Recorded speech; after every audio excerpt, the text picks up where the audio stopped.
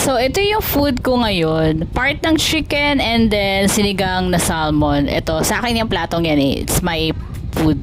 So, mamaya papakita ko sa inyo yung ingredients. Hindi ko na napakita kung paano niluto yung sinigang. So, basically, sana lahat naman na tayo marunong na magluto. Ito yung, meron kaming ulo ng salmon and then strip parts ng salmon din. And then yung kangkong and then yung labalos and yung sili.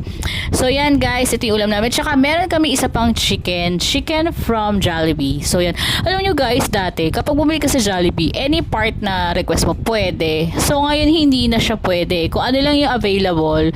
So, ako gusto ko sana leg part. Hindi naman available. So, hindi ako nakakuha. Hindi na rin ako masyadong kumakain ng chicken sa Jollibee. So, yun na guys. Kung meron kayong suggestion, comment nyo below. Follow me or share my video. Guys, pwede na ako makatanggap ng stars. So, maraming salamat. Kain na. Happy eating!